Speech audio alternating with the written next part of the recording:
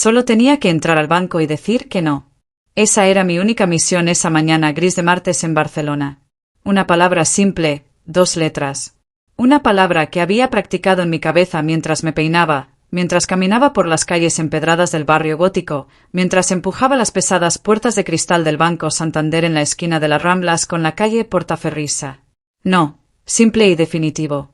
Pero en el momento en que la pronuncié, mi mundo entero se desplomó en una tormenta de rabia, vergüenza y traición que resonaría por cada rincón de mi Barcelona natal. Me había dicho que las luces fluorescentes de ese vestíbulo bancario siempre hacían que la gente se viera enferma. Y tal vez fuera cierto. Pero bajo esas luces, mi padrastro, Ricardo Mendoza, se transformó en algo monstruoso. Había estado paseando cerca de la fila de cajas, sus zapatos de trabajo dejando marcas tenues sobre el mármol. Y cuando susurré mi negativa, cuando le dije que no firmaría como avalista del préstamo de 300,000 euros que exigía, su rostro cambió a ese tono violeta de rabia que conocía demasiado bien desde la infancia. En un instante, el olor de tinta de impresora y el zumbido constante de las máquinas contadoras de dinero se fundieron con el sonido de mi cráneo chocando contra el suelo frío.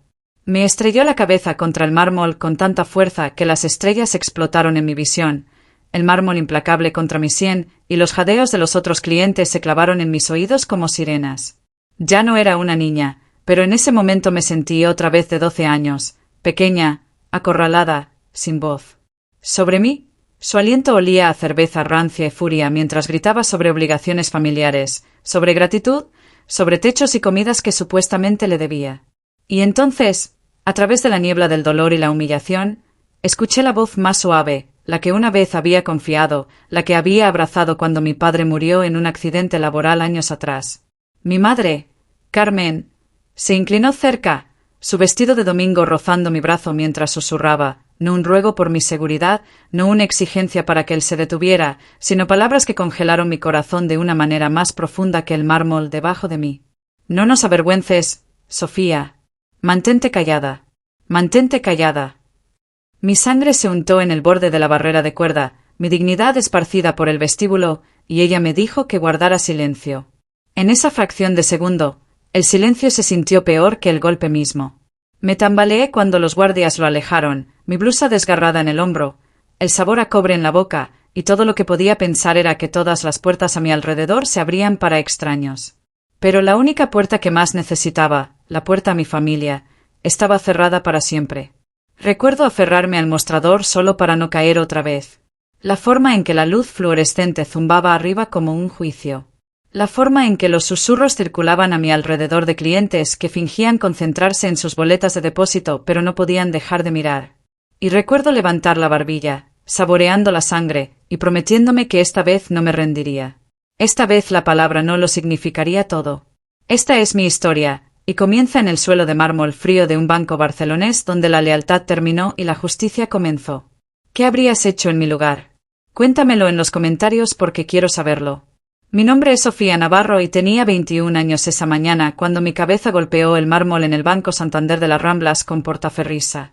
Me había graduado apenas el año anterior del Instituto Joan Bosca en el barrio de Sants, el tipo de escuela donde caminabas junto a naranjos cada mañana y escuchabas el metro rugir por los túneles a pocas cuadras de distancia.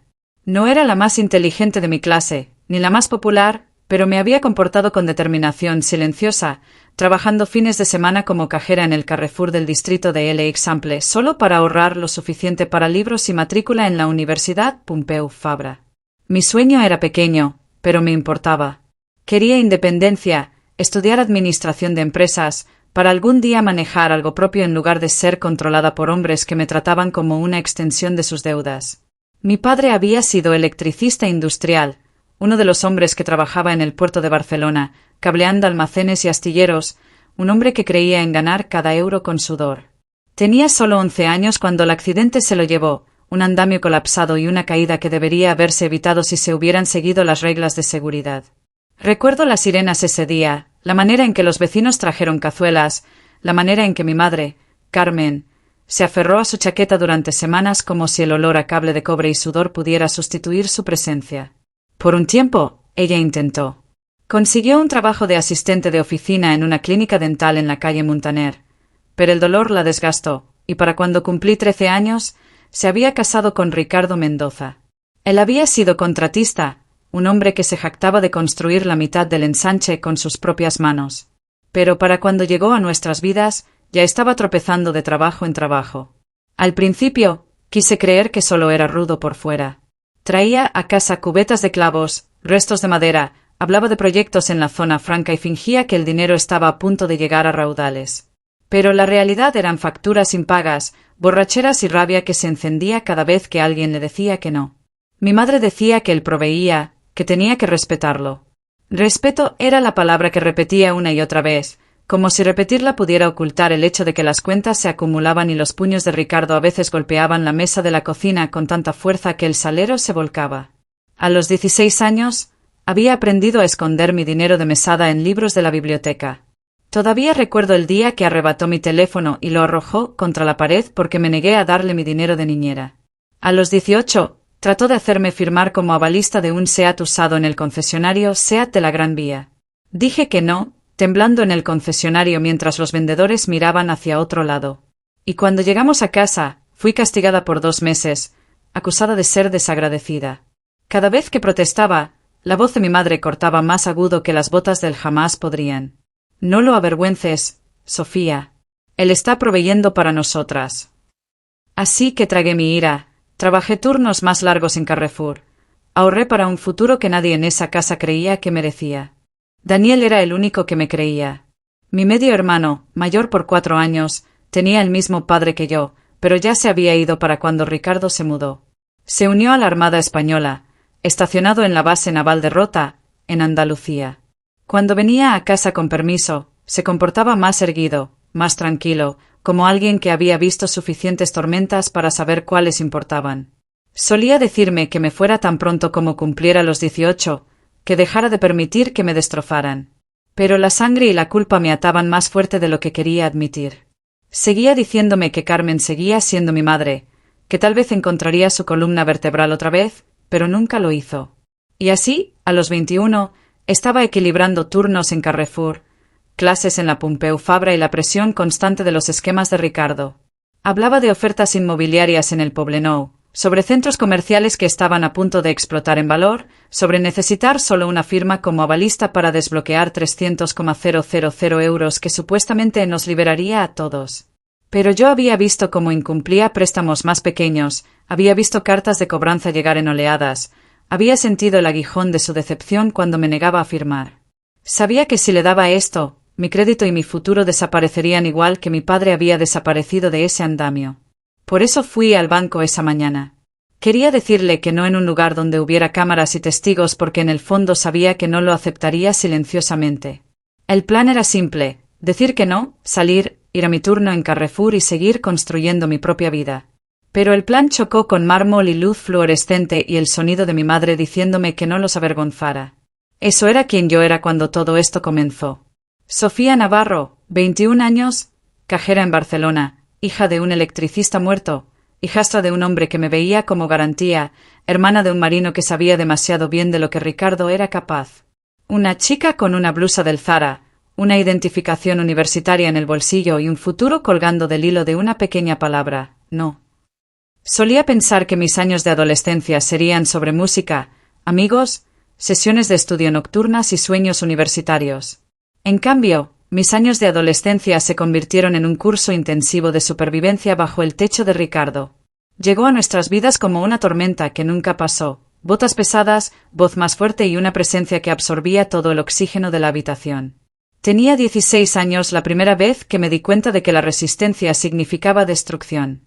Había ganado 50 euros cuidando niños para una vecina en la calle Provenca, dinero que planeaba usar para útiles escolares y tal vez un par de zapatillas nuevas.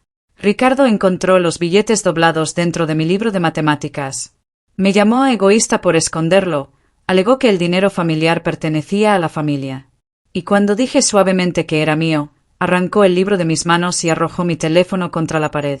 La pantalla se agrietó como hielo en el Mediterráneo en invierno, pequeños fragmentos esparciéndose por el linóleo de la cocina. Mi madre se quedó junto al mostrador, brazos cruzados, labios apretados. No le gritó. No me defendió. Susurró la misma frase que atormentaría mi adolescencia. No nos avergüences, Sofía. Deberías estar agradecida. Quería gritar que la gratitud no tenía nada que ver con permitir que un hombre le robara a una niña. Pero las palabras murieron en mi garganta. Esa fue la primera lección que Ricardo me enseñó. El dinero era poder. El silencio era supervivencia. Para cuando tenía 18 años, sus demandas crecieron. Me llevó al concesionario SEAT de la Gran Vía, un lugar donde los globos flotaban sobre capós brillantes y los vendedores circulaban como buitres. Quería un Ibiza usado, y quería que yo firmara como avalista. Todavía recuerdo estar sentada en la oficina estrecha, el vendedor deslizando papeles por el escritorio, Ricardo mirándome como un lobo, desafiándome a negarme. Mis manos temblaron, pero susurré, no. La mandíbula de Ricardo se tensó. El vendedor se movió incómodamente, probablemente deseando estar en cualquier otro lugar. Ricardo no explotó en el concesionario, no con cámaras arriba, pero el castigo llegó después. Me castigó por 2 meses. Guardó mi portátil. Les dijo a los parientes que yo era difícil, que pensaba que era mejor que la familia que me alimentaba. Mi madre hizo eco de sus palabras, retorciendo el cuchillo con tonos suaves que sonaban como amor pero se sentían como traición. Él está proveyendo, Sofía. Está intentando. No lo avergüences. Aprendí a medir mis pasos cuidadosamente, a anticipar el trueno antes de que golpeara. Había noches cuando lo escuchaba abajo discutiendo sobre cuentas, sobre contratistas que se negaban a trabajar con él, sobre trabajos que habían salido mal.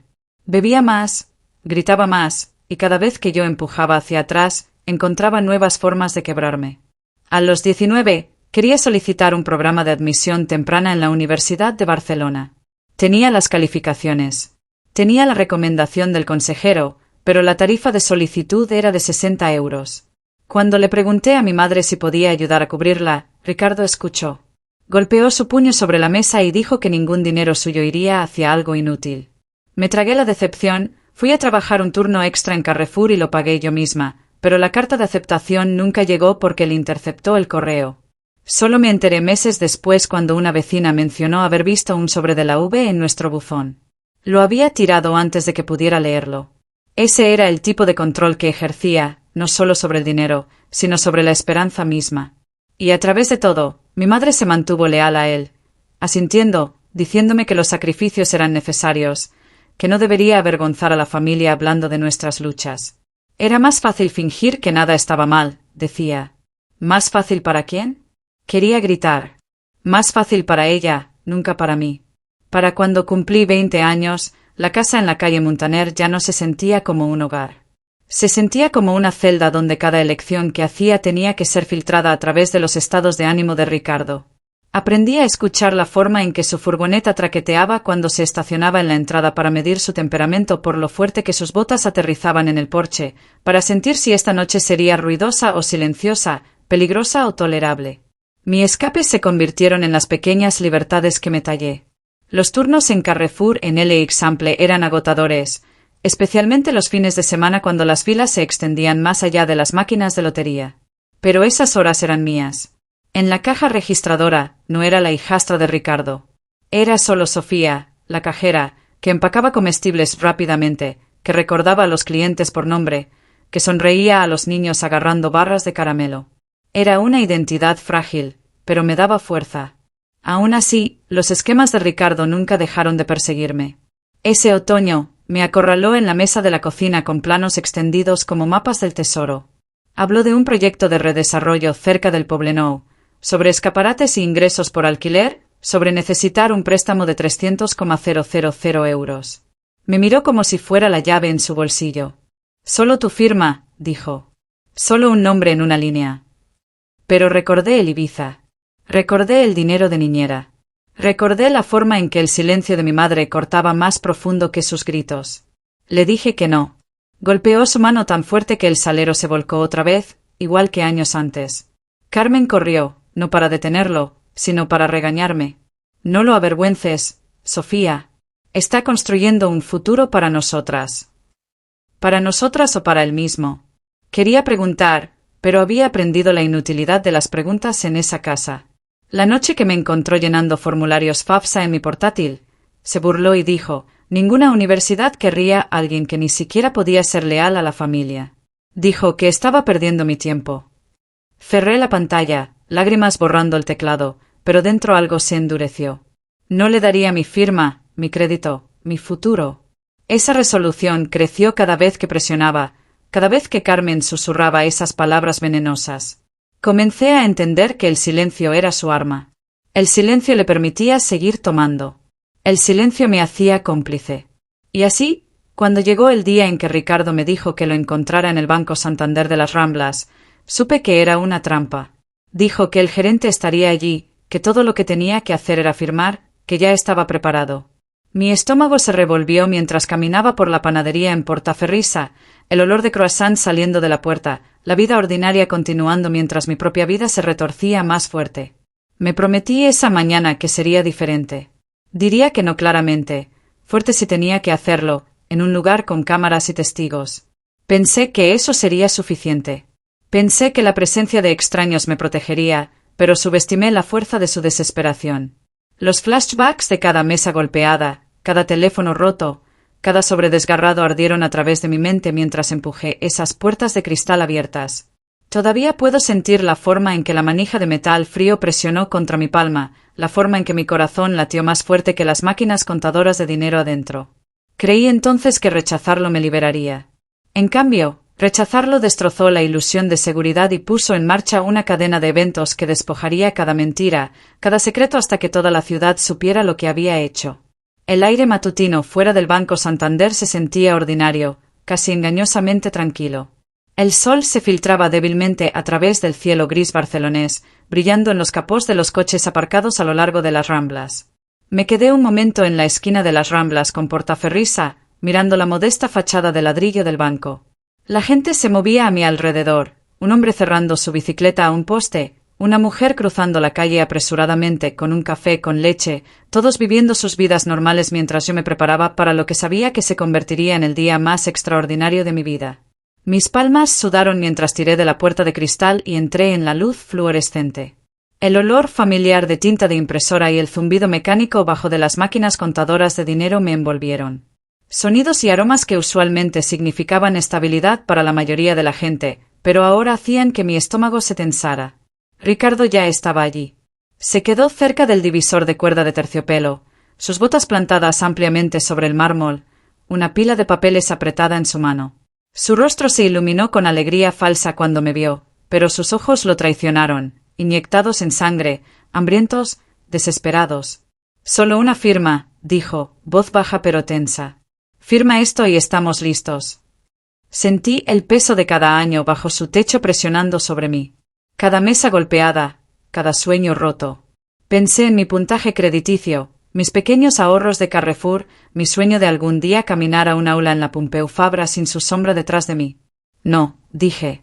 Mi voz tembló, pero la palabra se mantuvo. No voy a firmar nada. Por un latido, el vestíbulo se congeló. Los cajeros detrás de los mostradores levantaron la vista. Un hombre en la fila se movió incómodamente. La luz arriba zumbó más fuerte como si amplificara el silencio entre nosotros. Entonces el rostro de Ricardo se oscureció, sonrojándose en la rabia violeta que había llegado a temer. Se acercó. Desagradecida, siseó las palabras escupiéndose de su boca. Después de todo lo que he hecho por ti. Su mano se disparó, agarrando mi brazo con una fuerza que hizo que mi hombro doliera, y antes de que pudiera liberarme, me empujó hacia atrás.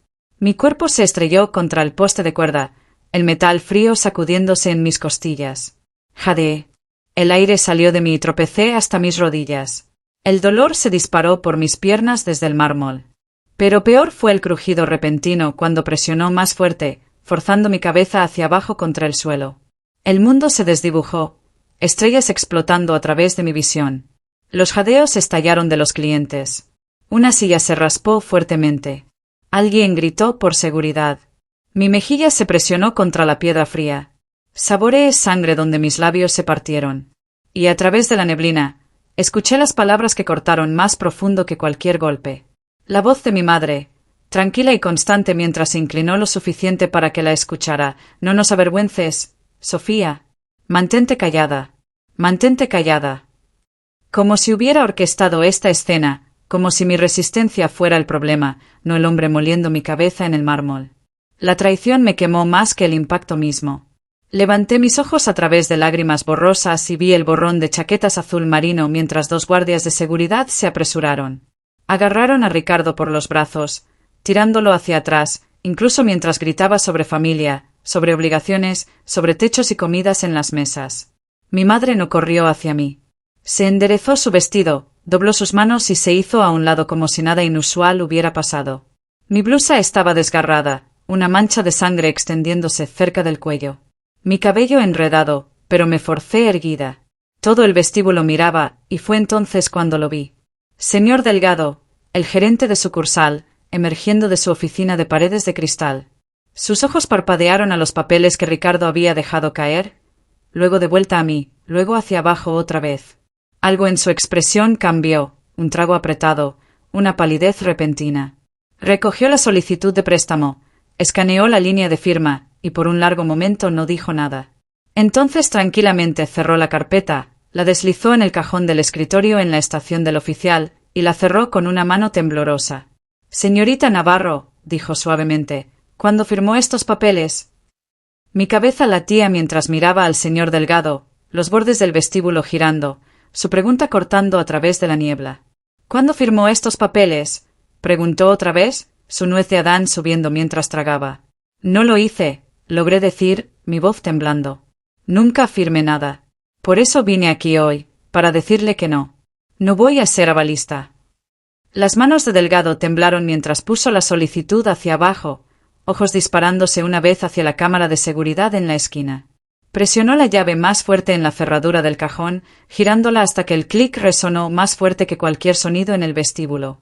Me di cuenta en ese instante que tenía miedo, no solo de Ricardo, que todavía luchaba contra los guardias, sino de algo más profundo escrito en esos papeles.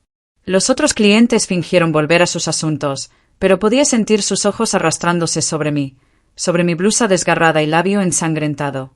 La humillación picó, pero debajo de ella la ira se encendió, pequeña pero feroz. Me volví hacia Delgado y calmé mi respiración. Voy a presentar cargos, dije cada palabra deliberada. Los tacones de mi madre chasquearon contra el suelo mientras se acercó. Pensé por un momento que finalmente me defendería, que pondría su cuerpo entre el mío y el de Ricardo, pero en cambio se inclinó cerca, su perfume pesado con rosas, y susurró para que solo yo escuchara. Por favor, Sofía, no nos avergüences. No hagas esto peor. Sus palabras me empujaron más profundo en la resolución. Levanté mi barbilla y enfrenté a Delgado. ¿Me escuchó? Voy a presentar cargos. Delgado asintió lentamente, ojos todavía fijos en ese cajón cerrado. Creo que necesitamos manejar esto con mucho cuidado, dijo, su voz apenas por encima de un susurro. Entonces llegó el sonido de sirenas afuera. Débil al principio, luego más fuerte hasta que las puertas de cristal se abrieron de golpe y oficiales uniformados de la Policía Nacional se apresuraron. Los guardias de seguridad entregaron a Ricardo a su custodia. Todavía gritaba, venas abultándose, escupiendo palabras sobre hijas desagradecidas, sobre traición familiar, sobre obligaciones debidas. Un oficial lo esposó, leyendo sus derechos con voz constante, mientras otro habló en una radio sujetada en su hombro. Mi madre siguió mientras llevaron a Ricardo afuera, su rostro una máscara de compostura tranquila como si asistiera a un servicio religioso en lugar de presenciar a su esposo siendo arrastrado a la parte trasera de un coche patrulla. Nunca me miró ni una vez. Mis rodillas temblaron, pero me forcé a permanecer de pie. Delgado se acercó otra vez, un pequeño botiquín blanco en sus manos. Lo ofreció con una expresión que cargaba tanto culpa como urgencia.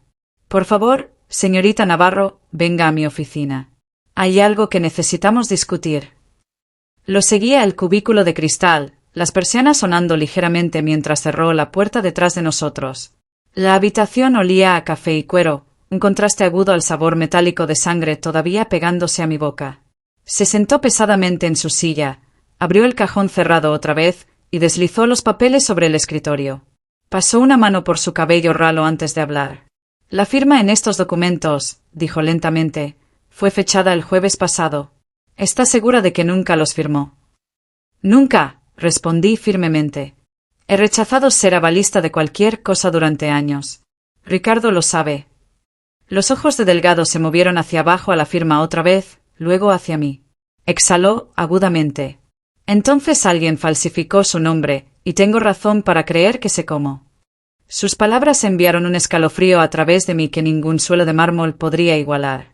Lo que había sido una confrontación familiar violenta ahora era algo más grande, algo escrito en tinta y escondido en cajones. Afuera, el vestíbulo del banco volvió a su murmullo usual, pero en esa oficina el aire estaba pesado, cargado, como si cada elección de aquí en adelante desenredaría todo lo que pensé que sabía sobre mi familia. Los oficiales me guiaron suavemente fuera de la oficina del señor Delgado y al vestíbulo, donde las luces fluorescentes se sentían más duras que nunca. Mis rodillas temblaron como si el suelo de mármol pudiera abrirse debajo de mí, pero los guardias me mantuvieron estable. Afuera, el tráfico de media mañana en las Ramblas zumbaba como si nada inusual hubiera pasado. Pero para mí, cada sonido estaba amplificado, las sirenas desvaneciéndose, el murmullo de clientes todavía permaneciendo adentro, el chirrido de mis zapatos en piedra pulida. Los oficiales preguntaron si necesitaba atención médica. Toqué el lado de mi cabeza donde Ricardo la había estrellado y hice una mueca ante la hinchazón, el rastro pegajoso de sangre en mi labio. Sí, susurré, aunque admitirlo me hizo sentir débil. Radiaron por una ambulancia, pero sacudí mi cabeza. No viaje en ambulancia. Por favor, puedo caminar. El señor Delgado insistió, su voz más urgente ahora de lo que había sido cuando Ricardo gritaba. Necesita evaluación apropiada, les dijo a los oficiales. La llevaremos al Hospital Clinic. Es el más cercano. Así fue como terminé sentada en la parte trasera de un coche patrulla, la ciudad borrándose por la ventana mientras nos dirigíamos norte por el Passeig de Gracia. Presioné un pañuelo a mi labio, mirando las tiendas y pequeños restaurantes parpadeando por lugares donde la gente ordinaria compraba bocadillos, comestibles o ferretería, mientras me sentía como un fantasma flotando a través de mi propia ciudad natal.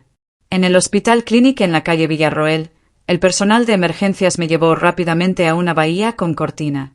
El olor antiséptico quemó mi nariz y las luces fluorescentes arriba de la cama brillaron igual que las del banco. Una enfermera en uniformes azul claro miró una vez la hinchazón en mi cabeza y el desgarro en mi blusa y dijo tranquilamente, «Cariño, vamos a cuidarte bien». Limpió la sangre de mi labio, me pidió seguir su dedo con mis ojos y garabateó notas en una gráfica. Llegó un doctor, sus ojos lineados con fatiga, pero su voz amable. «Conmoción cerebral leve», explicó. «Necesitarás descanso y documentaremos todo para la policía». Entregó al oficial copias del reporte y se aseguró de que entendiera lo importante que era tener estos registros. Agarré el papeleo con manos temblorosas, dándome cuenta de que estos papeles eran más poderosos que los esquemas de Ricardo. Por una vez, la tinta decía la verdad. Mientras estaba sentada allí, la cortina se movió y una voz familiar cortó a través del zumbido estéril de la sala de emergencias.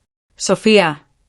Mi hermano Daniel se quedó en la entrada, su chaqueta de la armada todavía cerrada, ojos ardiendo con algo entre furia y pena. Había conducido todo el camino desde Rota en el momento que llamé. Cuando vio mi blusa desgarrada y rostro magullado, su mandíbula se tensó tan fuerte que pensé que podría destrozar sus dientes. Cruzó la habitación en 3 zancadas y me tiró en un abrazo que olía a serrín y aceite de motor, el aroma del garaje donde pasaba fines de semana arreglando muebles viejos. Por primera vez en todo el día, me permití apoyarme en alguien.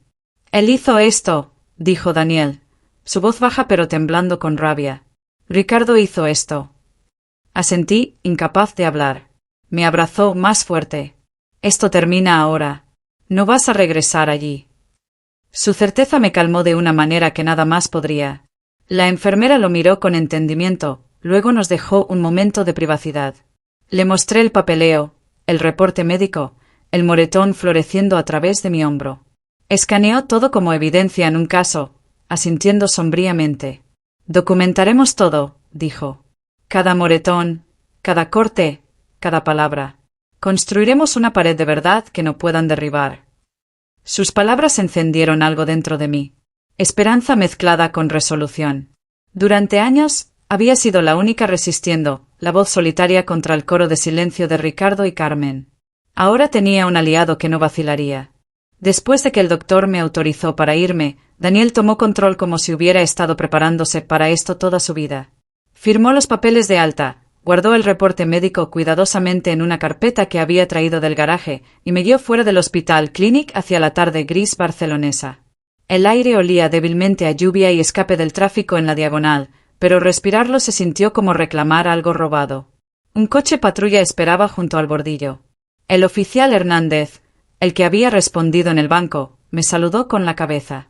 Señorita Navarro, necesitaremos una declaración formal en la comisaría, dijo. Tragué fuerte, pero Daniel respondió por mí. Lo hará. Estaremos allí. En el coche, Daniel mantuvo un brazo a través de la parte trasera del asiento, protector de una manera que me recordó cómo nuestro padre solía conducirnos por el puerto de Barcelona antes del accidente. La memoria dolió, pero también me tranquilizó. En la comisaría en la calle Travesera de Gracia, nos llevaron a una pequeña sala de entrevistas con paredes pintadas del color de avena vieja. El oficial puso una grabadora en la mesa y me pidió recitar todo. La confrontación, el golpe en el mármol, el susurro de mi madre, la reacción del señor Delgado. Mi voz tembló, pero me forcé a hablar cada detalle claramente. Daniel se sentó a mi lado, su mano en la mesa cerca de la mía, prometiendo silenciosamente que no estaba sola. Cuando describí la firma falsificada que Delgado había guardado, el oficial se inclinó hacia adelante. Eso hace esto más que asalto. Eso es fraude financiero. Escribió rápidamente en su reporte. Agregaremos eso al archivo. Para cuando dejamos la comisaría, el atardecer se estaba asentando sobre las calles del norte de Barcelona, letreros de neón parpadeando a la vida arriba de mercados de esquina. Mi teléfono zumbó con números bloqueados, pero lo silencié. Sabía que era Carmen, y no estaba lista para escuchar sus excusas. Daniel nos condujo hacia el este, hacia su lugar en Badalona, las luces de la autopista extendiéndose como un túnel de seguridad. «Te quedas conmigo», dijo firmemente. «Sin argumentos». No argumenté. El pensamiento de regresar a esa casa en la calle Muntaner hizo que mi estómago se retorciera. En su apartamento arriba de una ferretería, el olor de barniz y madera fresca llenó el aire. Herramientas alineaban el mostrador y una mesa de roble sin terminar se extendía por la sala. Hojas de lija apiladas ordenadamente encima. Daniel puso la carpeta con mi reporte médico en la mesa como si perteneciera allí entre sus herramientas. «Estamos construyendo un caso», dijo, pieza por pieza. Esa noche, sacó su cámara, fotografió cada moretón, cada rasguño, incluso la marca débil en mi hombro donde el poste de cuerda me había atrapado. «Esto es evidencia», dijo. Su voz tranquila, pero ardiendo. «Pueden negar tus palabras, pero no tu cuerpo». Me sentí expuesta, avergonzada, pero también agradecida. Por una vez, alguien quería preservar la verdad en lugar de enterrarla. Más tarde, sobre comida china para llevar extendida a través de platos desiguales, Daniel estableció el siguiente paso. «Necesitamos un abogado», dijo. «No solo cualquier abogado. Alguien que sepa cómo manejar tanto violencia doméstica como fraude financiero». Dudé. «No puedo permitirme eso». Me interrumpió. «Podemos. He estado ahorrando, y preferiría gastar cada céntimo ayudándote que ver a Ricardo destruirte pieza por pieza». Sacó su portátil, dedos volando a través de las teclas mientras buscaba. Nombres, firmas, reseñas se desplazaron hasta que se detuvo. «Miranda Vázquez», leyó en voz alta. «Con sede en Madrid, se especializa exactamente en esto. Dura, minuciosa, agresiva. Los clientes dicen que nunca deja que nadie se escape por las grietas». Me miró. «Esta es quien necesitamos». La mañana siguiente, mientras la lluvia se nublaba sobre el Mediterráneo y las nubes grises presionaron bajo sobre la ciudad, hice la llamada.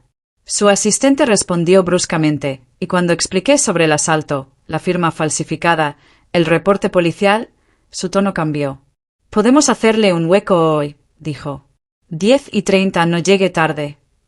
Colgando, mis manos temblaron, no de miedo esta vez, sino de una energía extraña y nueva. Por primera vez, se sintió como si la pelea no fuera solo mía. Con Daniel a mi lado y un abogado listo para escuchar, ya no era solo la chica golpeada en un suelo de banco. Era alguien que podía luchar de vuelta. El viaje al norte hacia Madrid la mañana siguiente se sintió más pesado que cualquier viaje por carretera que hubiera tomado, aunque la autopista se extendía ancha y el río Ebro brillaba débilmente en la distancia. Daniel mantuvo sus manos firmes en el volante, pero podía ver la tensión en su mandíbula cada vez que mi teléfono zumbaba con otra llamada bloqueada. Lo había silenciado horas atrás, pero las vibraciones aún hacían que mi piel se erizara. Carmen no había parado de intentar. Dejaba mensajes de voz suplicándome que pensara en la familia, como si familia significara obedecer a un hombre que falsificó mi nombre y estrelló mi cabeza contra el mármol. Presioné mi frente contra el cristal frío de la ventanilla del pasajero, susurrándome que no iba a regresar. No esta vez. Para cuando llegamos al centro de Madrid, el cielo era una hoja plana de gris y la alta estructura de la Torre Picasso atravesaba la neblina. Daniel aparcó cerca de la Plaza de Castilla, y juntos caminamos al vestíbulo histórico con sus columnas de mármol y detalles de latón. Por un momento, pensé en lo diferente que era este mármol del banco. La elegancia pulida aquí se sentía como un lugar donde la verdad podría tener una oportunidad. Arriba, la oficina de Miranda Vázquez estaba forrada con archivos de casos apilados en pilas ordenadas, libros de derecho organizados en filas apretadas, y fotografías enmarcadas de clientes pasados estrechándole la mano. Estaba en sus primeros 40, con ojos marrones agudos y cabello recogido en un moño elegante. Se levantó mientras entramos, extendiendo una mano que era firme pero cálida. «Sofía», dijo, «he revisado lo básico. Tu hermano envió un email.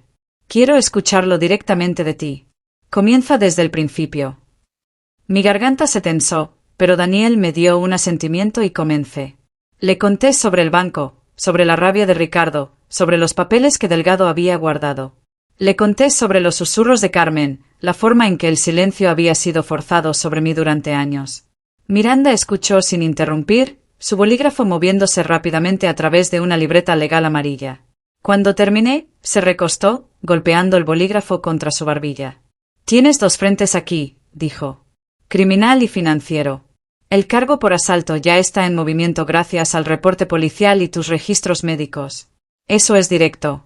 Pero la firma falsificada», golpeó la libreta para dar énfasis, «eso es más grande. Eso es fraude, falsificación, posiblemente robo de identidad.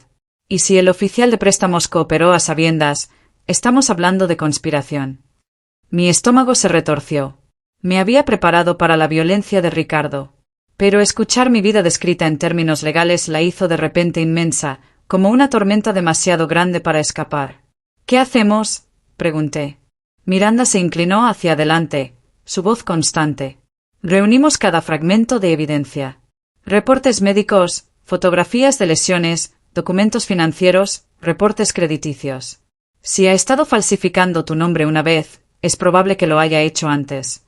Citaremos los registros bancarios, y necesitaré que ordenes un historial crediticio completo de las 3 agencias, Experian, Equifax, Cirbe. El fraude deja huellas, Sofía. Solo tenemos que seguirlas». Daniel extendió su mano a través de la mesa y apretó la mía. «Lo haremos», dijo firmemente. Miranda asintió. «Bien.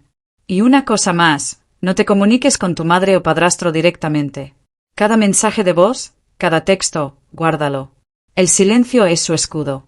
La documentación será el tuyo». Esa noche, de vuelta en Barcelona, Daniel configuró su portátil en la mesa de roble en su apartamento. Nos conectamos a los sitios de las agencias crediticias uno por uno. Cada reporte cargó lentamente, la rueda digital girando como si supiera que estaba a punto de aprender verdades para las que no estaba lista. Mi estómago se tensó más fuerte con cada línea. Cuentas que nunca había abierto. Saldos que nunca había tocado. Una tarjeta de crédito del BBVA con un límite de 5,000 euros maximizado en cargos en ferreterías por toda la ciudad. Un préstamo personal en la sucursal del Banco Santander de Passeig de Gracia que nunca había visitado. Y lo peor, una cuenta del Banco Sabadell vinculada a la sucursal de Plaza Cataluña con cargos por pagos atrasados acumulándose mes tras mes. Mi puntaje crediticio había caído en picada de un saludable 750 a un destruido 420 en menos de 2 años. Daniel soltó un suspiro agudo. «Ha estado robando tu futuro una forma a la vez». Miré los números, la deuda, las direcciones falsas que coincidían con la caligrafía de Carmen, y sentí tanto furia como alivio. Furia de que esto había estado pasando justo bajo mis narices. Alivio de que ya no era invisible. El fraude deja huellas. Miranda tenía razón. Y ahora teníamos el rastro. La mañana siguiente, Daniel y yo condujimos de vuelta a Madrid. La carpeta de reportes crediticios recién impresos descansando en mi regazo como una pila de dinamita. Cada página se sentía explosiva. Cada línea de deuda fraudulenta una mecha que Ricardo había encendido bajo mi vida. Cuando llegamos a la oficina de Miranda, nos hizo pasar inmediatamente, sus ojos agudos escaneando los papeles como si hubiera estado esperándolos toda la noche.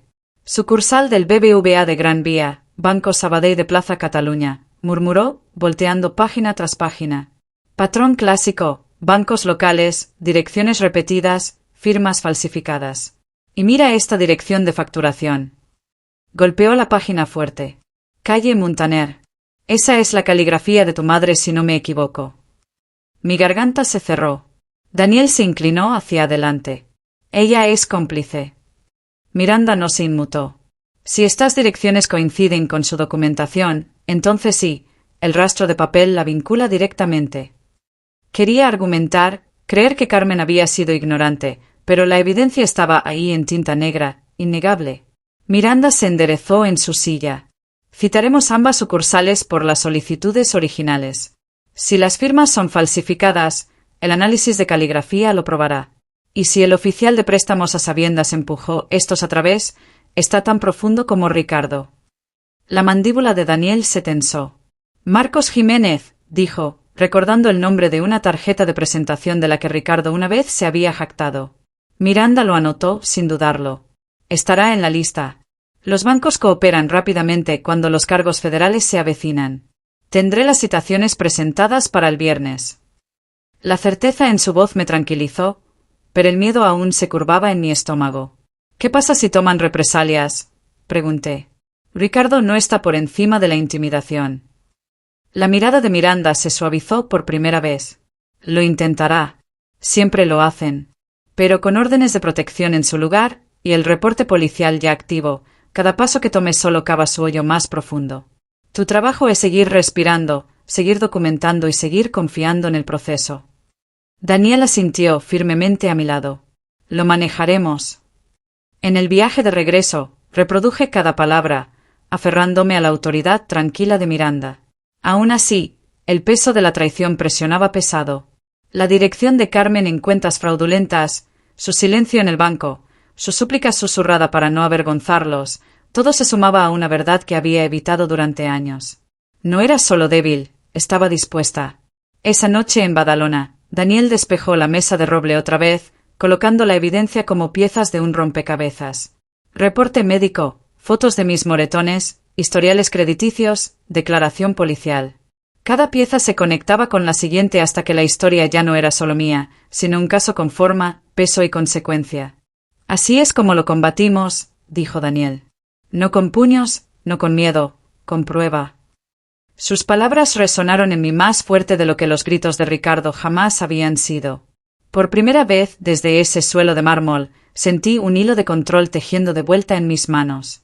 Enviamos todo por email a Miranda, escaneado y verificado 2 veces, luego almacenamos los originales en una caja de metal cerrada que Daniel guardaba en su armario.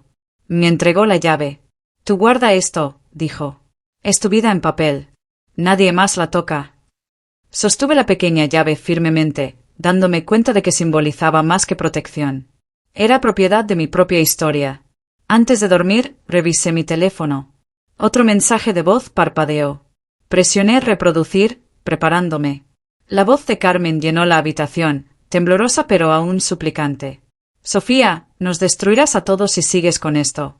Por favor, solo piensa en lo que dirá la gente. Piensa en la familia. Lo borré sin responder. Durante años, me habían dicho que el silencio era lealtad, que guardar secretos era amor. Ahora, entendía que el silencio era solo control, y había terminado de estar callada. La primera señal de que Ricardo no había terminado llegó 3 noches después. Daniel y yo regresamos de Carrefour justo después del cierre, cargando cajas de comida para llevar y risa cansada por la escalera estrecha hacia su apartamento en Badalona. El pasillo olía débilmente a barniz del taller de carpintería abajo. Pero cuando Daniel deslizó la llave en la cerradura, se atascó torpemente. Frunció el ceño, lo intentó otra vez, luego empujó más fuerte. La puerta se abrió con un crujido astillado, y mi estómago se desplomó. Adentro del apartamento había caos. La colcha que nuestra abuela me había dado, cuadrados cosidos a mano de azules y rojos desvaídos, yacía medio quemada en el fregadero. Una esquina de tela ennegrecida y curvándose como si alguien hubiera tratado de prenderle fuego antes de perder los nervios. Mis libros de texto estaban esparcidos por el suelo. Páginas rasgadas, espinas rotas. La mesa de roble que Daniel había estado construyendo durante semanas estaba marcada con surcos profundos como si alguien hubiera arrastrado un cuchillo a través de su superficie en patrones deliberados. Me aferré al marco de la puerta para estabilizarme, mi pulso martilleando. La voz de Ricardo resonó en mi memoria, gruyendo sobre la familia primero. Un pedazo de papel doblado estaba ordenadamente en el mostrador, demasiado ordenado contra los escombros. Daniel lo arrebató, su rostro tensándose mientras leyó en voz alta. La familia primero. Retira los cargos, o esto empeora. Mis rodillas se debilitaron. Las palabras eran cortas, casi infantiles, pero la amenaza en ellas pulsaba más fuerte que cualquier grito. Daniel aplastó la nota en su puño. Estuvo aquí, dijo, su voz baja y aguda. Quiere asustarte de vuelta al silencio. La policía llegó rápidamente después de que Daniel llamó. Sus luces parpadearon contra las ventanas del apartamento mientras fotografiaron los daños, recolectaron la nota amenazante, tomaron declaraciones. El oficial Martínez, el mismo que había respondido en el banco, inspeccionó la mesa dañada y la colcha quemada. Esto es intimidación criminal, dijo, escribiendo en su libreta. Con su orden de alejamiento ya en efecto, esto viola múltiples condiciones de su libertad condicional. Me senté en el sofá de Daniel, todavía temblando, mientras los oficiales procesaban la escena. El apartamento que había sido mi refugio ahora se sentía violado, marcado por la rabia de Ricardo. Pero algo más creció junto al miedo, determinación. No voy a retirar los cargos, dije, mi voz más firme de lo que esperaba.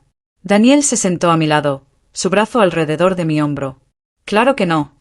Esto solo hace que nuestro caso sea más fuerte. El oficial Martínez asintió. Tenemos fotografías, evidencia física, la nota escrita a mano. Si lo encontramos, esto se suma a los cargos existentes. Después de que la policía se fue, Daniel y yo nos sentamos en el silencio del apartamento dañado. La colcha chamuscada todavía humeaba débilmente en el fregadero. Mis libros yacían como soldados caídos en el suelo de madera.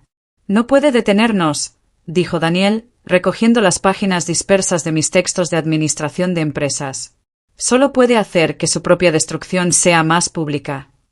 Esa noche, dormí en el sofá de Daniel, una manta de repuesto tirada sobre mis hombros, pero el sueño no vino fácilmente.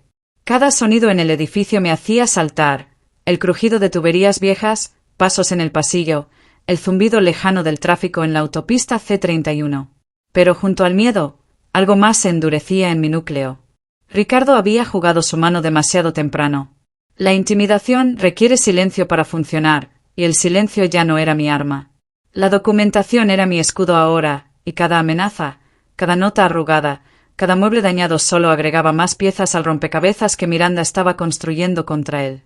La mañana trajo lluvia contra las ventanas y el sonido de Daniel moviéndose en la cocina, café preparándose, la vida ordinaria continuando a pesar del caos de la noche anterior.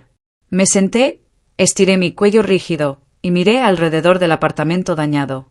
En la luz del día, se veía menos como una zona de guerra y más como evidencia. «Buenos días, gladiadora», dijo Daniel, entregándome una taza humeante. «Lista para hacer que pague por cada astilla en esa mesa». Sonreí por primera vez en días. «Lista». Llamé a Miranda desde el teléfono fijo de Daniel, mi móvil aún silenciado contra las llamadas de Carmen. Cuando describí el allanamiento, la colcha quemada, la nota amenazante, su voz se agudizó con interés. «Perfecto», dijo, y pude escucharla escribiendo. «Intimidación de testigos, violación de orden de alejamiento, destrucción criminal de propiedad. Está cavando su propia tumba legal». «¿Qué significa esto para el caso?», pregunté. «Significa que ya no se trata solo de un préstamo falsificado y un asalto. Ahora es un patrón de comportamiento criminal. Los jueces no son amables con hombres que no pueden dejar de atacar cuando se les dice que paren». Daniel se acercó, asintiendo mientras escuchaba a mi lado de la conversación. «Dile que tenemos fotografías de todo», dijo. «Lo escuché», vino la voz de Miranda a través del teléfono. «Envíenmelas. Cada imagen, cada fragmento de evidencia. Vamos a enterrarlo bajo su propia estupidez». Después de colgar, Daniel y yo pasamos la mañana fotografiando los daños. Cada libro desgarrado, cada surco en la mesa, cada centímetro de tela chamuscada. La cámara capturó lo que las palabras no podían, la violencia particular de un hombre que no puede aceptar, no como respuesta. ¿Sabes qué es lo hermoso de esto?, dijo Daniel, enfocando la lente en la nota arrugada que habíamos alisado sobre el mostrador. Pensó que nos asustaría. En cambio, nos dio munición. Miré alrededor del apartamento, viendo no destrucción sino documentación. Cada acto de intimidación de Ricardo había dejado un rastro de papel, reportes policiales, fotografías, testimonios de testigos. Estaba construyendo nuestro caso para nosotros, una amenaza a la vez. Por primera vez desde el banco, me sentí como si no solo estuviera sobreviviendo a Ricardo Mendoza. Estaba ganándole. 2 semanas después del allanamiento, las citaciones llegaron como balas de papel envueltas en sellos oficiales. Daniel las recogió del buzón esa mañana lluviosa de octubre, sus dedos rasgando los sobres mientras subía las escaleras hacia el apartamento. Los documentos legales se desplegaron en la mesa de roble reparada como mapas de batalla, cada uno marcando otro territorio conquistado en nuestra guerra contra Ricardo. Banco BBVA, Gran Vía, citado, leyó Daniel en voz alta. Banco Sabadell, Plaza Cataluña, citado. Marcos Jiménez, oficial de préstamos, citado para testificar. Sus ojos brillaron con una satisfacción feroz. Miranda no estaba bromeando. Los tiene a todos. Me senté frente a él, sosteniendo mi café matutino con manos que ya no temblaban. Habían pasado 14 días desde que encontramos el apartamento destrozado, 14 días de vivir con las persianas cerradas y revisar por encima del hombro. Pero cada día había traído algo nuevo, un reporte crediticio actualizado, una declaración de testigo, una fotografía más clara de evidencia. El caso se estaba construyendo como una catedral, piedra por piedra. Mi teléfono zumbó en la mesa. Miranda.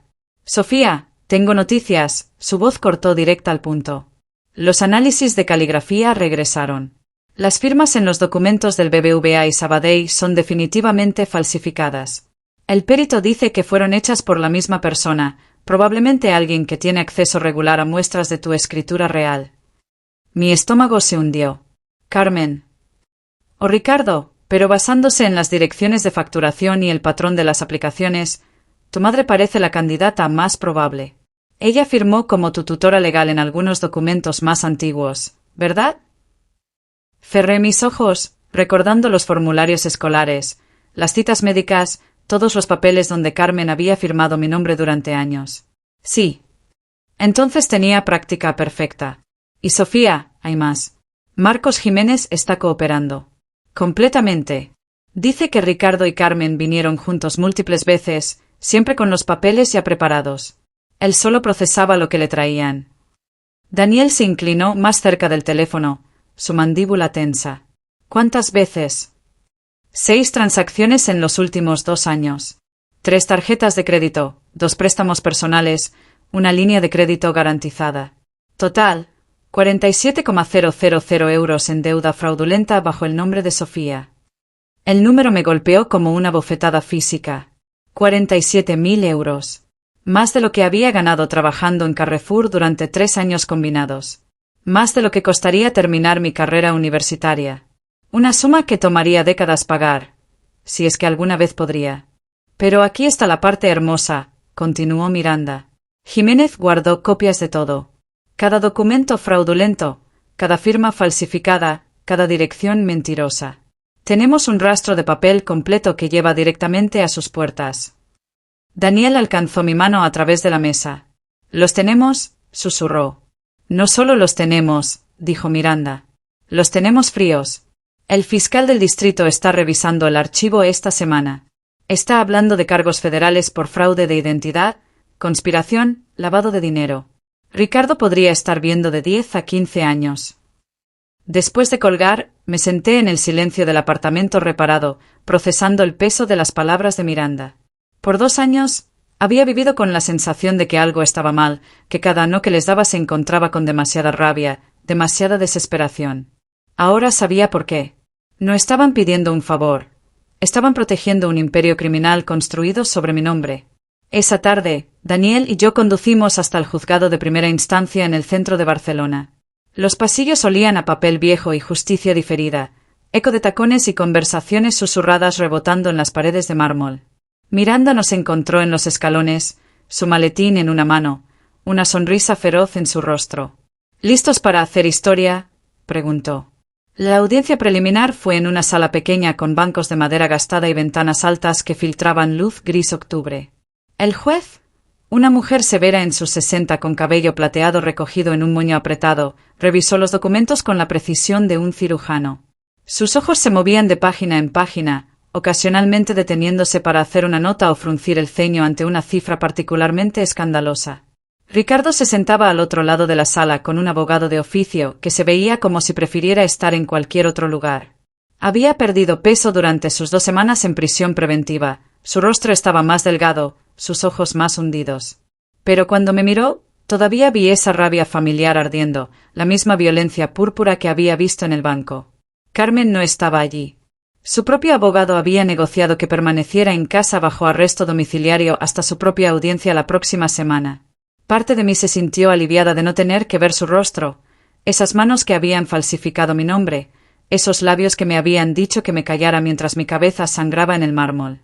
En el asunto del pueblo contra Ricardo Mendoza Vega, anunció el juez, los cargos son como sigue: asalto con lesiones corporales, falsificación de documentos, fraude de identidad, conspiracy para cometer fraude financiero e intimidación de testigos. Su voz se hizo más fuerte con cada cargo. Señor Mendoza, ¿cómo se declara?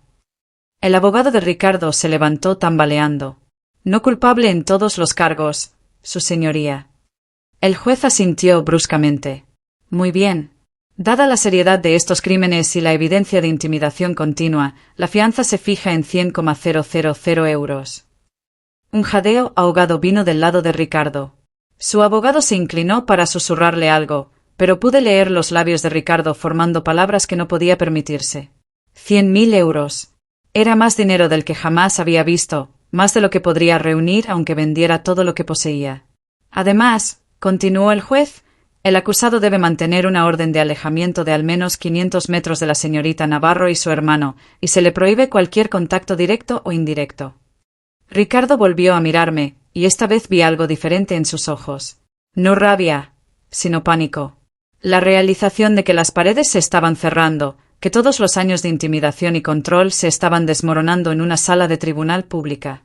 Después de la audiencia, Miranda nos llevó a un café pequeño cerca del juzgado. El lugar olía a cortados y conversación tranquila, un contraste marcado con el drama legal que acabábamos de presenciar. Se sentó frente a nosotros, extendiendo una carpeta gruesa en la mesa de café manchada. Aquí está donde estamos parados, dijo, abriendo el archivo. Ricardo no va a hacer fianza. Su historial crediticio está tan destrozado como el tuyo estaba, y nadie en su familia tiene ese tipo de dinero. Se queda en prisión hasta el juicio. Daniel se inclinó hacia adelante. ¿Y Carmen? Su audiencia es el jueves. Mis fuentes en la oficina del fiscal dicen que está considerando un acuerdo de culpabilidad. Testificar contra Ricardo a cambio de una sentencia reducida. El café se me volvió amargo en la boca. Podría salir libre. Miranda negó con la cabeza. No libre, pero tal vez prisión domiciliaria en lugar de tiempo real. Depende de qué tan cooperativa esté dispuesta a ser. Miramos por la ventana del café hacia las calles transitadas de Barcelona. Gente caminando hacia sus trabajos, comprando comestibles, viviendo vidas normales donde las madres no falsifican los nombres de sus hijas y los padrastros no estrellan cabezas contra suelos de mármol. Me pregunté si alguna vez podría volver a esa normalidad, o si siempre cargaría las cicatrices de esta traición familiar. Hay algo más, dijo Miranda suavemente. Los medios han captado la historia. El periódico quiere hacer un artículo sobre fraude financiero familiar. TV3 está pidiendo una entrevista. Mi estómago se revolvió. No estoy lista para eso. No tienes que estar. Pero piénsalo. Tu historia podría ayudar a otras mujeres jóvenes que están pasando por lo mismo. El fraude de identidad familiar es más común de lo que la gente piensa. Daniel puso su mano en mi hombro. Es tu decisión, pero has sido valiente hasta ahora. Podrías ayudar a mucha gente. El resto de esa semana pasó en una ráfaga de citas legales y papeleo. Más citaciones, más declaraciones, más fotografías de evidencia. Mi vida se había convertido en un archivo judicial, cada momento documentado, cada conversación grabada, cada moretón catalogado como exhibición A o B o C. El jueves por la mañana, Daniel y yo estábamos de vuelta en el juzgado para la audiencia de Carmen. Esta vez ella estaba allí, sentada en la mesa de la defensa en un vestido azul conservador que reconocí de la iglesia dominical. Sus manos estaban dobladas en su regazo, su cabeza gacha, el retrato perfecto de arrepentimiento. Pero cuando levantó la vista y me vio en la galería, algo frío pasó por sus ojos. No arrepentimiento, sino resentimiento. Como si de alguna manera todo esto fuera mi culpa por no mantenerme callada como me había dicho. En el asunto del pueblo contra Carmen Navarro de Mendoza, anunció el juez, la acusada ha llegado a un acuerdo con el Estado. El abogado de Carmen se levantó. Su señoría, mi clienta se declara culpable de cargos reducidos de complicidad en falsificación y conspiración. A cambio, proporcionará testimonio completo contra el codefendiente Ricardo Mendoza. El juez estudió los papeles. Y los términos de la sentencia. 18 meses de prisión domiciliaria, 3 años de libertad condicional y restitución completa a la víctima en la cantidad de 47,000 euros. 18 meses. Después de robar 2 años de mi vida, de falsificar mi nombre docenas de veces, de susurrarme que me callara mientras mi cabeza sangraba, conseguiría 18 meses en casa viendo telenovelas. Pero entonces recordé las palabras de Miranda: la justicia no siempre se ve como venganza. A veces se ve como libertad. Y por primera vez en mi vida adulta, estaba libre de Ricardo Mendoza, libre de Carmen Navarro, libre de vivir en miedo de lo que podrían quitarme después. El juez golpeó su martillo. Acuerdo aceptado. La siguiente fecha de la corte para testimonio se fijará dentro de 2 semanas. Mientras salíamos del juzgado hacia la tarde de octubre, Daniel puso su brazo alrededor de mi hombro. ¿Cómo te sientes? Consideré la pregunta. Cansada, aliviada, todavía enojada. Pero sobre todo, algo que no había sentido en años, poderosa. Como alguien que finalmente puede respirar, dije. Ese fin de semana, decidí hacer la entrevista con TV3. No por venganza, sino por las otras Sofías ahí afuera, viviendo en casas donde el silencio es un arma y el amor viene con un precio que nunca pidieron pagar. La mañana de la filmación, me puse mi mejor blusa, la que había comprado con mi primer sueldo de Carrefour. Me peiné el cabello para cubrir la pequeña cicatriz en mi sien donde había golpeado el mármol. Y me senté frente a las cámaras para contar mi historia al mundo. Mi nombre es Sofía Navarro, comencé, y durante 2 años, mi familia robó mi identidad, mi crédito y mi futuro. Pero no robaron mi voz. Y hoy, estoy usando esa voz para asegurarme de que nunca puedan hacer esto a nadie más. Las luces de la cámara eran brillantes, pero no tan brillantes como la luz que sentía creciendo dentro de mí. Por primera vez desde esa mañana en el banco, no estaba solo sobreviviendo a mi historia. La estaba reclamando. El juicio comenzó un lunes gris de noviembre, cuando las hojas de otoño formaban alfombras doradas en las calles empedradas alrededor del Palacio de Justicia. Había llovido toda la noche anterior, y el aire matutino olía a tierra húmeda y nuevos comienzos. Daniel y yo llegamos temprano, nuestros pasos resonando en los pasillos de mármol mientras caminábamos hacia la sala 3, donde el caso del pueblo contra Ricardo Mendoza Vega finalmente tendría su día en la corte. Los medios habían estado siguiendo la historia durante semanas. Mi entrevista en TV3 había desencadenado una avalancha de atención. Artículos en El País sobre fraude de identidad familiar, segmentos especiales en La Sexta sobre violencia doméstica financiera, incluso una mención en The Guardian sobre la epidemia silenciosa de abuso económico en España. El vestíbulo del juzgado bullía con periodistas, cámaras y curiosos que habían venido a presenciar lo que algunos llamaban el juicio del siglo sobre traición familiar. Miranda me encontró en la entrada, impecable en un traje azul marino que irradiaba confianza. ¿Lista para hacer justicia?, me preguntó, pero pude ver la preocupación genuina en sus ojos. Sabía que los próximos días serían los más difíciles de mi vida, reviviendo cada momento traumático frente a un jurado de extraños. «Lista», respondí, y por primera vez desde el banco, realmente lo estaba. La sala de la corte era más grande de lo que esperaba, con techos altos y ventanas que derramaban luz natural sobre las filas de asientos de roble. El jurado ya estaba sentado, 12 rostros serios que sostendrían el futuro de Ricardo en sus manos. 5 mujeres, 7 hombres, rangos de edad desde 20 y pocos hasta 60 y tantos. Gente ordinaria de Barcelona que tendría que decidir si un padrastro que falsificó el nombre de su hijastra merecía pasar la próxima década en prisión. Ricardo se sentaba en la mesa de la defensa, más delgado que nunca después de 2 meses en prisión preventiva. Su traje era barato y mal ajustado, probablemente proporcionado por el Estado. Sus ojos encontraron los míos brevemente cuando entré, y vi el mismo destello de rabia que había visto en el banco. Pero ahora estaba contenida, controlada, la rabia de un hombre que sabía que cada expresión facial estaba siendo juzgada. Su nuevo abogado, Eduardo Ruiz, era una actualización del defensor público. Un hombre en sus 40 con cabello gris prematuro y la reputación de defender a los indefendibles. Miranda me había advertido sobre él, inteligente, despiadado, y no por encima de atacar el carácter de la víctima si pensaba que podría salvar a su cliente. El fiscal, Ana Isabel Torres, se levantó para su declaración de apertura. Era una mujer pequeña con una voz que llenaba la sala, alguien que había hecho carrera persiguiendo hombres poderosos que pensaban que estaban por encima de la ley. Damas y caballeros del jurado, comenzó, durante los próximos días, escucharán una historia sobre traición. Sobre un hombre que vio a su hijastra no como familia, sino como una oportunidad.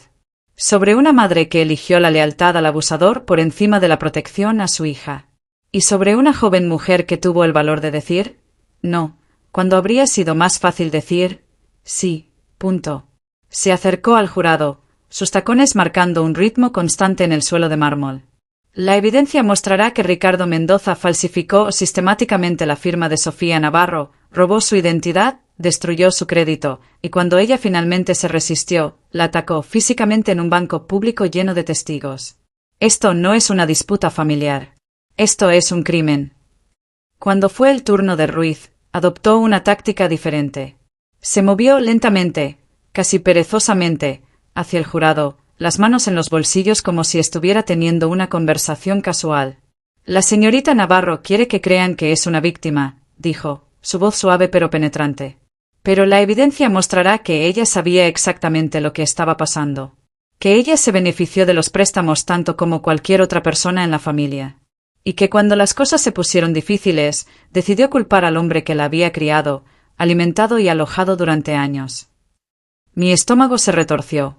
Miranda me había preparado para esto, pero escuchar mis motivos cuestionados públicamente aún dolía. Este caso no es sobre justicia, continuó Ruiz. Es sobre una joven ambiciosa que quiere atención mediática y una paga fácil a expensas del hombre que la amó como una hija. El primer día de testimonio fue brutal. Miranda me llevó a través de cada detalle de mi relación con Ricardo, los años de intimidación, la escalada de demandas financieras, la mañana fatídica en el banco. Mi voz se mantuvo firme mientras describía el sonido de mi cabeza golpeando el mármol, el sabor de sangre en mi boca, las palabras de Carmen diciéndome que me callara. ¿Y qué sintió en ese momento?, preguntó Miranda. Traición, respondí, mirando directamente al jurado. No solo por el hombre que me había lastimado, sino por la mujer que me había dado la vida y me dijo que no la avergonzara por sangrar. Durante el contrainterrogatorio, Ruiz atacó cada aspecto de mi testimonio. ¿Por qué no había reportado el abuso financiero antes? ¿Por qué había seguido viviendo en la casa si estaba tan asustada? ¿No era conveniente que solo hubiera descubierto el fraude después de que comenzaran los problemas legales? Señorita Navarro, dijo, paseándose frente al estrado de testigos, ¿no es cierto que usted firmó al menos algunos de esos documentos voluntariamente? No, respondí firmemente. Nunca firmé nada voluntariamente. Por eso dije no en el banco. Pero vivió con los beneficios del dinero prestado, ¿no es así? La casa donde vivía, la comida que comía, todo pagado con esos préstamos fraudulentos. Miranda se levantó. Objeción. Argumentativo. Sostenida, dijo el juez. Pero el daño estaba hecho. Ruiz había plantado la semilla de duda. Tal vez yo no era una víctima, sino una conspiradora que cambió de bando cuando las cosas se pusieron difíciles. El segundo día trajo a Carmen al estrado. Mi madre había perdido peso durante su arresto domiciliario, su rostro estaba más delgado, sus ojos más hundidos. Llevaba un vestido negro simple y hablaba tan suavemente que el juez tuvo que pedirle repetidamente que hablara más fuerte. Sí, admitió bajo el interrogatorio directo de Torres, falsifiqué la firma de mi hija en múltiples documentos financieros. Un murmullo se extendió por la galería. Incluso después de meses de preparación, escuchar a mi propia madre confesar su traición públicamente era como ser golpeada en el estómago. ¿Y por qué hizo esto, señora Mendoza? Carmen miró hacia abajo a sus manos. Ricardo dijo que era temporal, que los préstamos nos ayudarían a salir de las deudas, y entonces podríamos pagar todo. Dijo que Sofía nunca tendría que saber. Pero ella se resistió a firmar documentos en el pasado. Sí. Siempre había sido difícil sobre el dinero. La palabra se clavó. Difícil. Como si tener límites fuera un defecto de carácter. Torres presionó más. Y la mañana en el banco, cuando vio a su esposo golpear la cabeza de su hija contra el suelo de mármol, ¿cuál fue su reacción? Carmen vaciló, sus ojos encontraron brevemente los míos a través de la sala. Le dije que no nos avergonzara, que se mantuviera callada. ¿Por qué? ¿Por qué? Porque pensé que si manteníamos la situación bajo control, podríamos resolverlo en privado. No quería que la gente supiera sobre nuestros problemas. El contrainterrogatorio de Ruiz de Carmen fue más suave, casi gentil. La pintó como otra víctima, una mujer atrapada entre un esposo manipulador y una hija rebelde. Pero cuando trató de minimizar su papel, Torres se levantó para redirigir. Señora Mendoza, ¿alguna vez se disculpó con su hija por falsificar su nombre? Yo, no. Le ha ofrecido pagarle los 47,000 euros en daños a su crédito. No puedo permitírmelo. ¿Ha expresado algún remordimiento por decirle que se callara mientras sangraba en el suelo de un banco?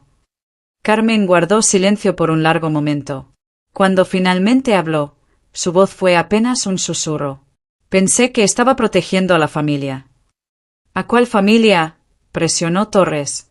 ¿A su hija, que estaba lastimada y asustada? ¿O al hombre que acababa de atacarla? Objeción, gritó Ruiz. Retirada, dijo Torres, pero el punto había sido hecho. El tercer día trajo la evidencia más devastadora, las grabaciones de las cámaras de seguridad del banco. La sala se silenció mientras mirábamos la pantalla grande montada frente al jurado. Ahí estaba yo, de pie en el vestíbulo del banco, claramente diciendo no a Ricardo. Ahí estaba él, agarrando mi brazo, empujándome hacia atrás. Y ahí, en horrible claridad silenciosa, estaba mi cabeza golpeando el mármol mientras él presionaba hacia abajo. Varios miembros del jurado hicieron muecas. Una mujer se cubrió la boca con la mano. Hasta Ruiz parecía incómodo mientras las imágenes se reproducían una y otra vez desde diferentes ángulos. Marcos Jiménez, el oficial de préstamos, fue el siguiente. Su testimonio fue meticuloso, devastador. Describió cada encuentro con Ricardo y Carmen, cada documento falsificado que había procesado sin hacer preguntas suficientes. Cuando Torres le mostró las firmas lado a lado, mi verdadera escritura versus las falsificaciones, las diferencias eran obvias incluso para un observador casual.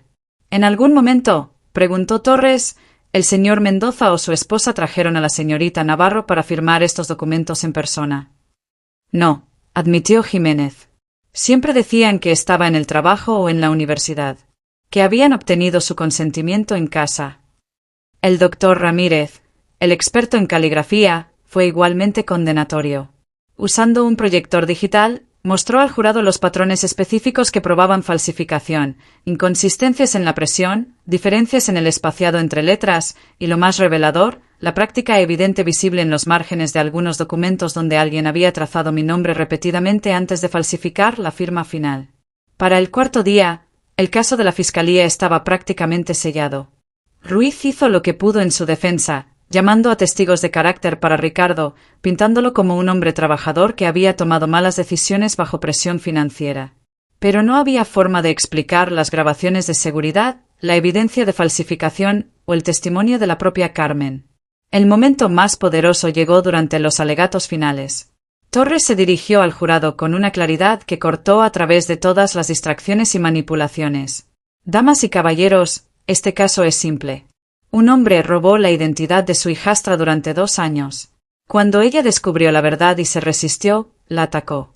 Cuando eso no la silenció, trató de intimidarla destruyendo su hogar.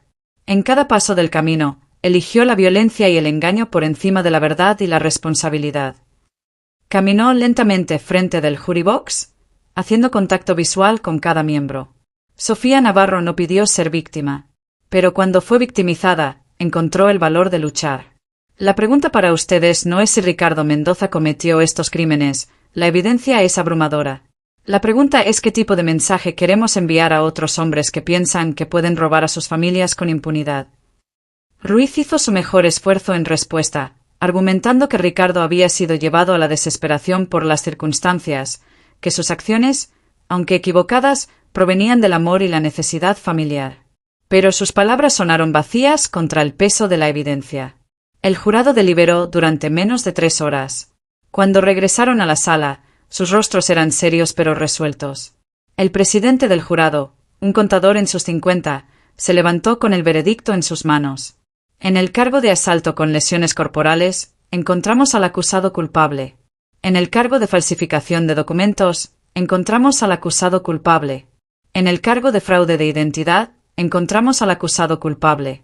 En el cargo de conspiración para cometer fraude financiero, encontramos al acusado culpable. En el cargo de intimidación de testigos, encontramos al acusado culpable. Culpable en todos los cargos. Ricardo se desplomó en su silla, la realidad finalmente hundiéndose. Su abogado le puso una mano consoladora en el hombro, pero no había consuelo que dar. La justicia había hablado, clara e inequívocamente. El juez programó la sentencia para la próxima semana, pero Miranda me aseguró que con la seriedad de los crímenes y el testimonio de múltiples víctimas potenciales que habían salido a la luz durante el juicio, Ricardo probablemente enfrentaría el máximo, 15 años en prisión federal. Mientras salíamos del juzgado esa tarde, los medios nos rodearon con cámaras y micrófonos. Pero por una vez, no me sentí abrumada por la atención. Me sentí poderosa. ¿Cómo se siente sobre el veredicto?, gritó un reportero.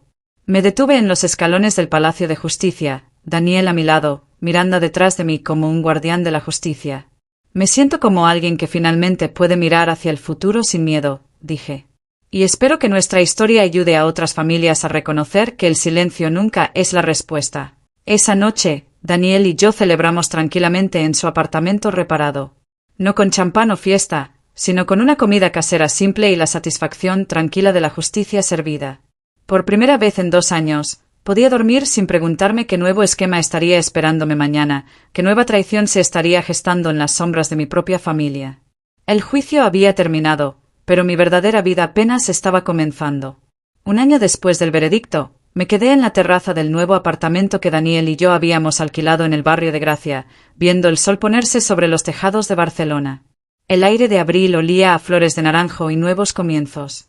En la mesa detrás de mí yacía mi diploma de la Universidad Pompeu Fabra, finalmente completado después de todos esos años de lucha, junto a una carta de aceptación para un programa de maestría en justicia social.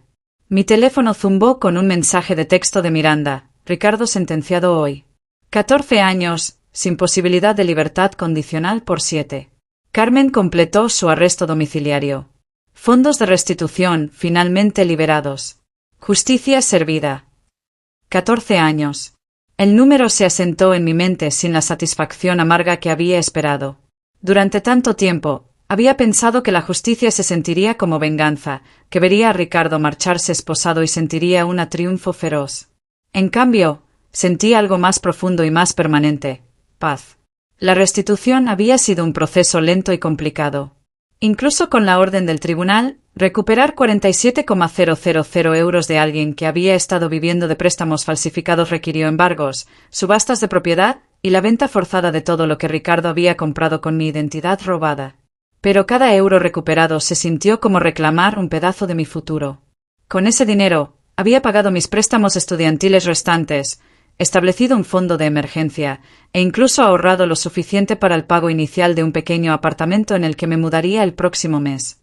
Por primera vez en mi vida, era completamente independiente financieramente, no de mis padres, no de Daniel, sino de nadie más que de mí misma. El timbre sonó, interrumpiendo mis pensamientos. Daniel subió las escaleras con una botella de cava y una sonrisa que podía haber iluminado todo el barrio. ¿Lista para celebrar apropiadamente?, preguntó, señalando mi diploma. Más que lista, respondí, pero había algo más que quería hacer primero. Esa tarde, caminamos juntos al cementerio de Montjuïc donde nuestro padre estaba enterrado.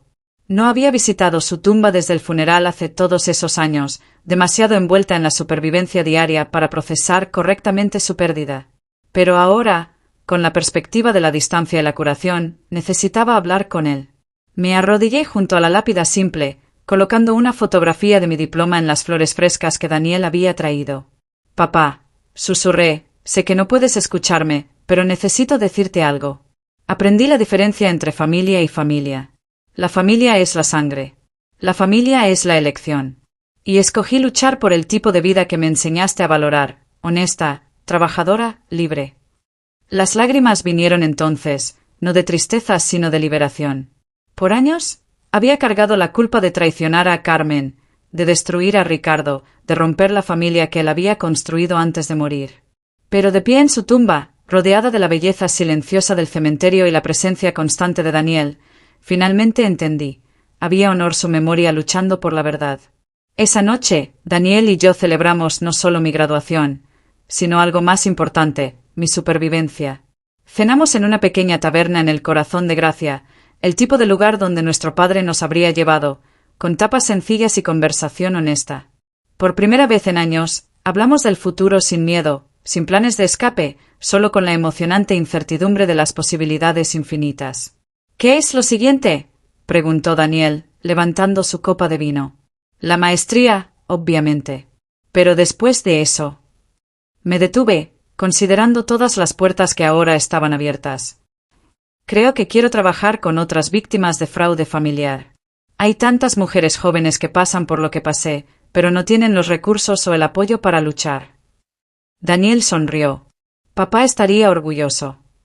Espero que sí. Los meses siguientes pasaron en una ráfaga de nuevas experiencias. Comencé mi programa de maestría en septiembre, sumergiéndome en cursos sobre psicología de víctimas, derecho de familia y reforma de justicia. Mis profesores eran impresionantes, mis compañeros de clase estimulantes, y por primera vez en mi vida académica no tenía que preocuparme por pagar la matrícula o conseguir libros de texto de segunda mano. También comencé a hacer trabajo voluntario con una organización sin fines de lucro llamada Voces Liberadas que ayudaba a víctimas de abuso financiero. Una vez por semana, me sentaba en una pequeña oficina en el barrio de San Antonio y escuchaba historias que eran demasiado familiares. Padres que robaban las identidades de sus hijos, parejas que destruían el crédito de sus cónyuges como forma de control, familias que usaban el dinero como arma. La parte más difícil, le dije a una joven llamada Ana cuyo novio había estado usando su información para conseguir préstamos de día de pago, no es reconstruir tu crédito o recuperar el dinero. Es reconstruir tu capacidad de confiar en tu propio juicio. Ana asintió, lágrimas en sus ojos. Sigue diciéndome que estoy loca, que malinterpreté las cosas. A veces casi le creo. Esa es la parte del abuso, expliqué. Te hace dudar de tu propia realidad. Pero tienes más poder de lo que crees. Solo necesitas aprender a usarlo. Durante el invierno, recibí una llamada inesperada. El teléfono mostró un número desconocido, pero cuando contesté, reconocí la voz inmediatamente. Carmen. Sofía, dijo, y pude escuchar años de pesar en esa única palabra. Sé que no tengo derecho a llamarte. Pero necesito disculparme. Mi primer instinto fue colgar. Pero algo en su tono, no manipulación, sino genuino arrepentimiento, me hizo quedarme en la línea. Estoy en terapia, continuó, tratando de entender cómo llegué a elegir a un hombre por encima de mi propia hija. Cómo pude susurrarte que te callaras mientras estabas sangrando. No espero perdón, pero necesitaba saber que veo lo que hice. Y que lo siento. Permanecí silenciosa por un largo momento, procesando emociones que había enterrado durante meses. Finalmente, hablé. Gracias por decir eso, dije. No estoy lista para más que eso ahora, pero, gracias. Entiendo, respondió. Solo quería que supieras que estoy orgullosa de ti. De tu fuerza, de tu educación, de la mujer en la que te has convertido. Tu padre estaría orgulloso también. Después de colgar, me senté en silencio durante una hora, sintiendo algo que no había esperado. No perdón, exactamente, sino una especie de cierre. Carmen nunca podría deshacer lo que había hecho, nunca podría devolver los años de trauma y miedo. Pero reconocer el daño era un primer paso hacia algo parecido a la sanación. Esa primavera, recibí otra llamada inesperada. Esta vez era de un productor de televisión en Madrid que quería hacer un documental sobre mi caso. Hemos seguido tu historia desde el juicio, explicó. Creemos que podría ayudar a cambiar las leyes sobre fraude de identidad familiar en España. La idea me intrigó.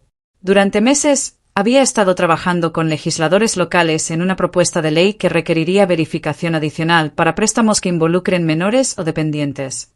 Un documental podría llevar esa conversación a un nivel nacional. ¿Qué implicaría?, pregunté. Entrevistas contigo, con Daniel, con Miranda. recreaciones del juicio, pero también historias de otras víctimas. Queremos mostrar qué tan común es esto, y cómo las familias pueden protegerse. Acepté, con la condición de que parte de cualquier ganancia fuera donada a organizaciones que ayudan a víctimas de abuso financiero. El documental, titulado El silencio no es lealtad, se estrenó ese otoño en el Festival de Cine de San Sebastián. Verlo en una gran pantalla, rodeada de extraños que jadearon en los momentos correctos y aplaudieron cuando apareció el veredicto, fue surreal pero poderoso. Después de la proyección, una mujer joven se acercó a mí con lágrimas en los ojos. Mi padrastro ha estado haciendo esto durante años, susurró. Viendo tu película, finalmente tengo el valor para detenerlo. Ese momento hizo que todo valiera la pena, cada día doloroso en la corte, cada noche sin dormir, cada conversación difícil. Si mi historia podía salvar a una persona de años de abuso, entonces cada momento de dolor había servido a un propósito. Ahora, mientras escribo esto desde mi propio apartamento, pequeño pero mío, pagado con dinero que gané honestamente, puedo ver mi reflejo en la ventana. La cicatriz en mi sien ha desaparecido casi completamente, pero incluso si no fuera así, ya no me avergonzaría. Es evidencia de supervivencia, no de victimización. Mi cartera de identidad ahora muestra una nueva dirección, nuevos números de cuenta bancaria, un puntaje crediticio que se ha elevado a 780, más alto de lo que jamás había sido antes de que Ricardo apareciera en nuestras vidas. Pero los números son solo símbolos. La verdadera medida de mi recuperación es más simple. Duermo profundamente por las noches, mis manos no tiemblan cuando firmo documentos, y cuando camino por las Ramblas pasando ese banco, siento orgullo en lugar de trauma. Daniel se unió a la Marina permanentemente y está estacionado ahora en Cartagena, pero hablamos cada semana. ¿Alguna vez te arrepientes?, me preguntó durante nuestra última llamada. ¿De haberlos denunciado, me refiero? ¿De haber hecho todo público? Nunca, respondí sin dudarlo. Lo único de lo que me arrepiento es de haber tardado tanto en encontrar mi voz. El mes pasado, recibí una carta de Ricardo en prisión. No la abrí. Cualquier cosa que quisiera decir después de 14 meses de silencio podía quedársela. Había aprendido que el perdón no requiere reconciliación, que la sanación no requiere mantener las puertas abiertas a personas que te lastimaron. En cambio, enmarcé una foto del día de mi graduación de maestría. En ella, estoy de pie con Daniel y Miranda en los escalones de la universidad, diploma en mano, sonriendo con la confianza de alguien que ha luchado por cada oportunidad y ganado. Es la foto de una mujer que aprendió que, no, es una oración completa, que el silencio no es lealtad, y que a veces la mayor traición es traicionarte a ti misma. Mi tesis final se tituló Rompiendo el silencio, un marco para entender y combatir el abuso financiero familiar. Se ha convertido en lectura requerida en varios programas de trabajo social en España, y he sido invitada a dar conferencias en universidades de toda Europa sobre el tema. Pero el logro del que estoy más orgullosa no está enmarcado en mi pared o citado en artículos académicos. Es más simple que eso, soy libre. Libre de vivir sin miedo, de confiar en mi propio juicio, de construir relaciones basadas en respeto mutuo en lugar de obligación familiar. La justicia, resulta, no es venganza. Es la restauración del equilibrio. Es la capacidad de mirar hacia adelante en lugar de hacia atrás. Es la comprensión de que sobrevivir no es suficiente, también tienes que vivir. Y finalmente, después de años de apenas sobrevivir, estoy viviendo. Si estás leyendo esto y reconoces tu propia vida en mi historia, quiero que sepas, no estás loca. Tus instintos son correctos. Y tienes más poder del que crees. Solo necesitas el valor de usar tu voz.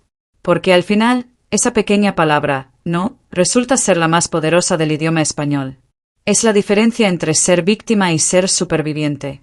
Es la diferencia entre vivir en miedo y vivir en libertad. Y es la diferencia entre el silencio y la justicia. Mi nombre es Sofía Navarro. Tengo 24 años. Y esta es mi historia de cómo una palabra cambió todo. ¿Qué habrías hecho en mi lugar? Ya no necesito que me lo digas. Porque ahora sé que hice exactamente lo que tenía que hacer. 2 años después. Hoy vi a Carmen en el mercado de la Boquería. No habíamos hablado desde esa llamada telefónica hace 2 años. Se veía mayor, más frágil, su cabello completamente gris ahora. Nuestros ojos se encontraron brevemente sobre un puesto de frutas, y por un momento vi un destello de la mujer que una vez había conocido como madre. No nos acercamos el uno al otro. No intercambiamos palabras. Pero en ese momento silencioso, sentí algo que no había esperado, no rabia, sino una especie de paz triste. Ella había hecho sus elecciones. Yo había hecho las mías. Y ambas teníamos que vivir con las consecuencias. Compré naranjas, las más dulces que pude encontrar, y caminé a casa bajo el sol de Barcelona, sintiéndome agradecida por cada elección difícil que me había llevado a este momento de libertad ordinaria. A veces, eso es todo lo que la justicia puede darte, la oportunidad de comprar fruta sin miedo, de caminar a casa sin mirar por encima del hombro, de vivir una vida que es completamente, incuestionablemente tuya. Y para mí, eso es todo.